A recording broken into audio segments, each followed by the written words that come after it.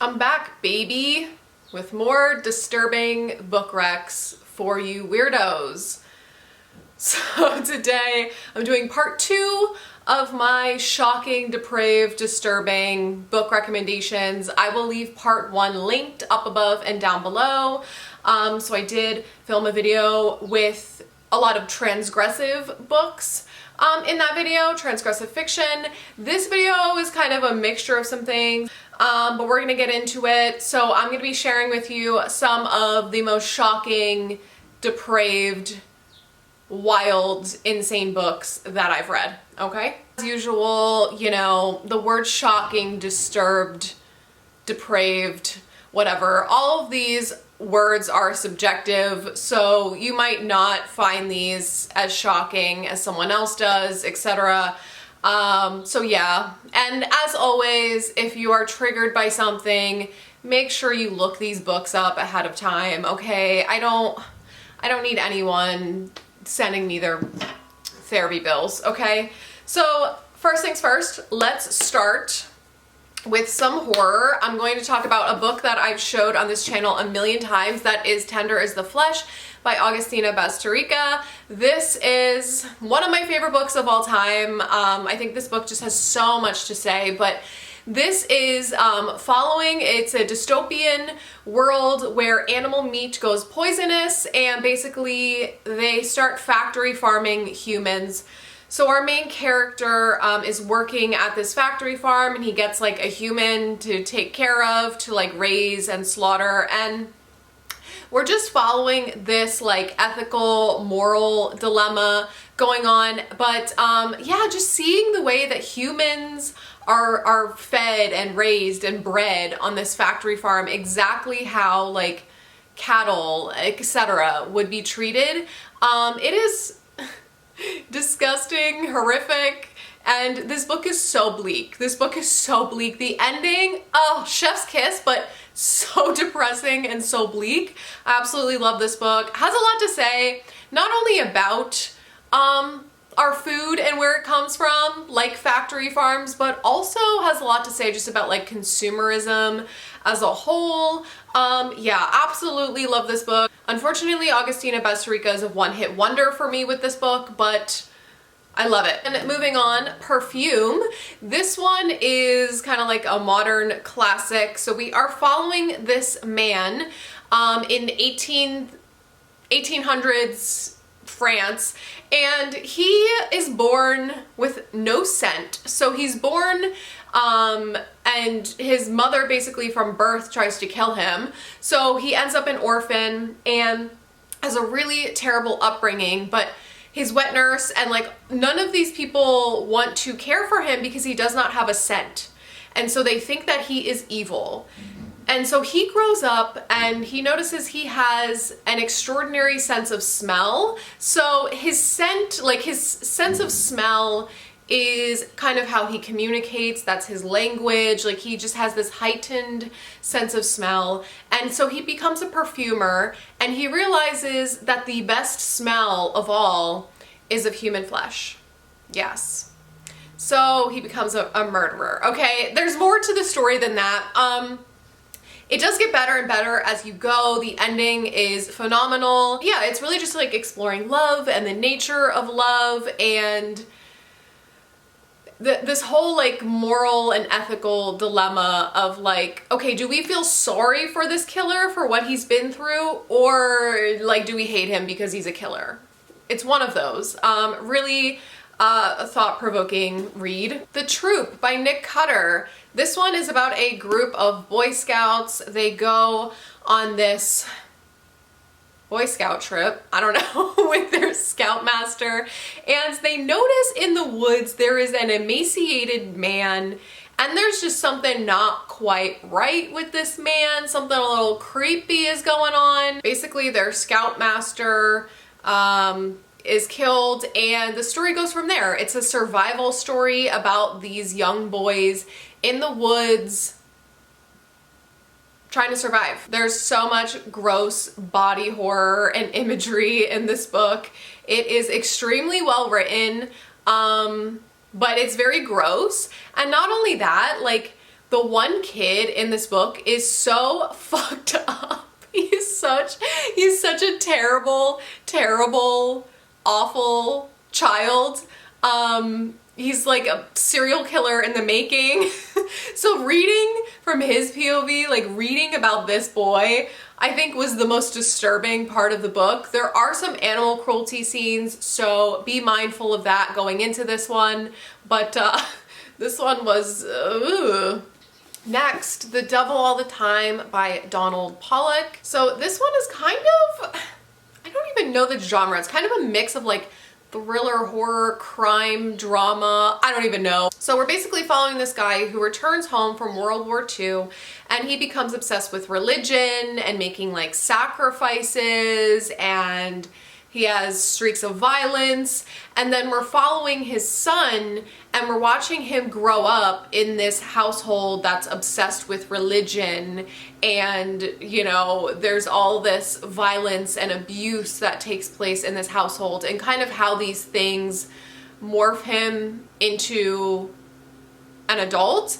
And then at the same time, we're following like a preacher, like a corrupt preacher, this like couple that are serial killers, and a corrupt sheriff, a whole bunch of seedy, sketchy people in this town. But this book is so bleak and depressing and disturbing because we're just following these shitty characters with a shitty upbringing, and it really just shows how like all of them are trapped in this cycle of violence and despair.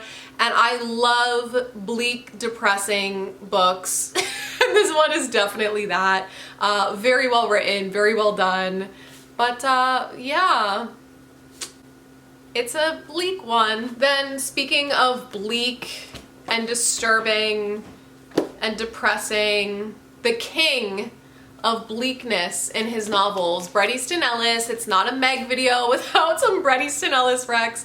I have Less Than Zero and Imperial Bedrooms here. Imperial Bedrooms is the sequel to Less Than Zero, which we are following Clay and his friends in high school, just navigating life in the 80s. This book is full of drugs, nihilism, and just empty rich kids with no direction in life. This book just really shows how you can have everything that you need and want and still feel so empty and hollow inside. Yeah, we're just following him in this town in LA, and how like everyone is afraid to connect. Really just explores alienation, and I just love how empty and detached these characters are. This book gets more disturbing as you go because you start learning about some of the shady, sketchy things that are going on around them, and this book ends on a super bleak, disturbing note. And then this one picks up 25 years later. We are now following Clay. He is a screenwriter going back to LA to film a movie, and we get back in touch with the cast from Less Than Zero and start learning all about them in present day. It follows that disturbing ending that Less Than Zero left us on, and this one gets even more bleak and disturbing as you go as well. So both of these books are just a fucked up nihilistic time. Then a book that's kind of similar to Bret Easton Ellis, The Delivery Man by Joe McGinnis Jr. And this one we are following a guy named Chase, and he is a teacher, and he's in a long distance relationship, but he also has this friend named Michelle, and she kind of runs like a teenage call girl sketchy business out of her apartment, and she is constantly calling Chase to come like watch her or bail her out of sketchy situations, etc. And so he's kind of like in love with her and willing to just like hang around and help her out with her sketchy, shady business. And of course, getting involved with Michelle, he ends up involved with the wrong people as well, and the story kind of goes from there. This one left me feeling so empty and miserable by the end, in a good way. Miserable is like, being miserable while I'm reading a book is such a compliment, but yeah, it just leaves you on this depressing note. And I just absolutely devoured this one. I had to know where it was going. It was so disturbing, and again, feels similar to a Bret Easton Ellis book because the characters are so empty and detached and like nihilistic, and just everything that could possibly go wrong goes wrong. Dead Inside by Chandler Morrison. I'm laughing because this book is so ridiculous. So we are following a guy who fucks dead people. Yes, this book is about necrophilia, and he falls in love with a obstetrician who eats babies. So it's a beautiful, beautiful love story, as you can imagine. It's satire. This book is fully satirical, okay? Do we need to be calling 911 on Chandler Morrison? Maybe. I feel like for very obvious reasons this book is disturbing. Need I say more? It's very well written for what it is. To me, I found the love story to be the most disturbing thing in this book, because love is disturbing. Like, eating babies, okay. Being in love, the most disturbing of all. Earthlings by Sayaka Murata. I'm gonna get that right one day. Just watch. So in this one, we are following a girl. As she's growing up, she feels very alienated. Her only close friend is her cousin. And so now in present day, she is married to someone who's asexual, and it's been a very long time since she's seen her cousin or heard from him, and she gets back in touch with her cousin, and her and her husband go travel to see him. This book just has a lot to say about loneliness and alienation and feeling like you don't belong. Such a beautiful book. It's deeply sad. It's deep with commentary. It's just very emotional, but then it takes a very disturbing turn and gets really wild towards the end of the book. This is one of the most wild, disturbing, depraved endings I've ever read in a book, and I absolutely loved every second of it. Last but not least, the most disturbing, depraved, horrific thing of all, women's health care. I have Bleed, Destroying Myths and Misogyny in Endometriosis Care by Tracy Lindman, and Doing Harm, The Truth About How Bad Medicine and Lazy Science Leave Women Dismissed, Misdiagnosed, and Sick by Maya Dusenberry. Women's healthcare is a fucking joke. It is tragic. Between 10 to 20% of women have endometriosis, and the lack of research is amazing. We just leave women sick, in pain, gaslight them for 10 to 15 years until they get a diagnosis, and then basically just say, okay, that's great, you have a diagnosis now, we have no options for you. You go like suffer for the rest of your life. They do more research on male baldness than on endometriosis, one of the top 20 most painful conditions that you can have, and they have very, very little research and funding for endometriosis.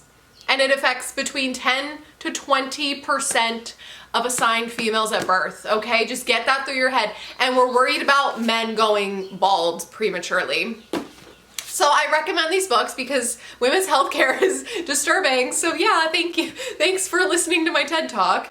Anyways, those are some more disturbing, depraved book recommendations. If you have any more, definitely leave them in the comments down below. I'm kind of doing a little series on my channel where I read some disturbing books for videos, and then I will have more parts to these videos coming out. So yeah, I hope you liked this video, and I will see you in my next one. Bye!